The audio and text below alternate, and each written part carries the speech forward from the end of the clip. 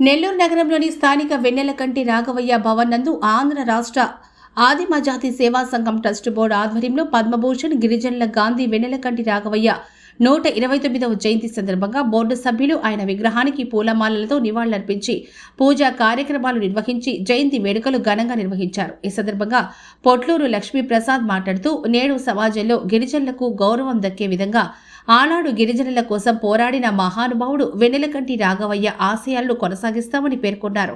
ఈ కార్యక్రమంలో బోర్డు సభ్యులు పొట్లూరు శ్రీనివాసులు, మల్లికార్జునరావు, పొట్లూరు లావణ్య, రాజేశ్వరమ్మ, ఆంధ్ర రాష్ట్ర ఆదిమజాతి సేవా సంఘం ట్రస్ట్ సభ్యులు, గిరిజనులు అధిక సంఖ్యలో పాల్గొన్నారు. నా పేరు పొట్లూరు లక్ష్మీప్రసాద్.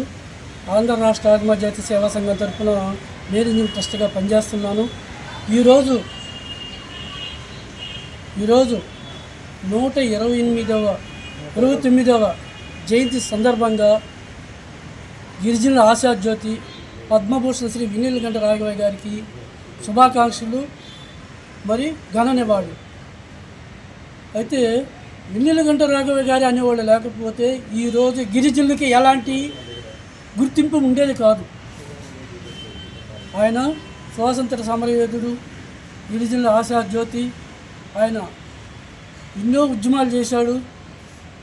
ఉద్యమాలు చేస్తూ తాను జైలుకి వెళ్ళడం కూడా జరిగింది. కనీసం గిరిజనులు బ్రిటిష్ వారు ఇబ్బంది పెట్టే సంఘటన కూడా చూసి ఆయన అనేక సార్లు వాళ్ళని తీసి వదిలిపెట్టడం, జైలు శిక్ష ఆపడం, వాదించి ఆయన ఎంతోమంది గిరిజనులకు విముక్తి చేశారు.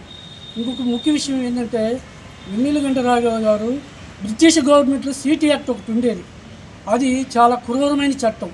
అది గిరిజనులకి శిక్ష లాంటిది. కానీ ఆయన 1952లో ఆ సిటీ యాక్ట్ను రద్దు చేసే దాంట్లో అనేక ఇబ్బందులు పడ్డాడు.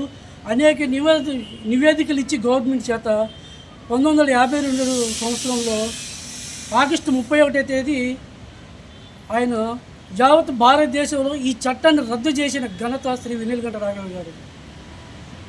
మరి ఇంకొక విషయం, సంచార జాతుల్లో యానాది, ఇరుకుల, లంబాడి, సుతాలి మొదలగు జాతుల్ని ఎస్టీలో చేర్పించడానికి అహోరాత్రులు కష్టపడ్డాడు ఆయన.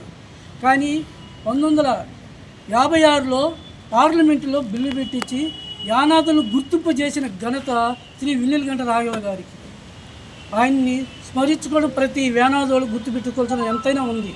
ఆయన అనేవాళ్ళు ఉండబట్టే ఈరోజు అనేక గిరిజనుల మీద నివేదికలు ఇవ్వడం జరిగింది. ఈరోజు కూడా ఆ నివేదికలు గవర్నమెంట్, సెంట్రల్ గవర్నమెంట్ కావచ్చు, స్టేట్ గవర్నమెంట్ కావచ్చు, కొన్ని అమలు చేయడం అంటే ఆయన ఇచ్చిన నివేదికల వల్ల కొంతవరకు జరుగుతున్నది ఇక్కడ చెప్పుకోవాల్సిన విషయం. Thank you.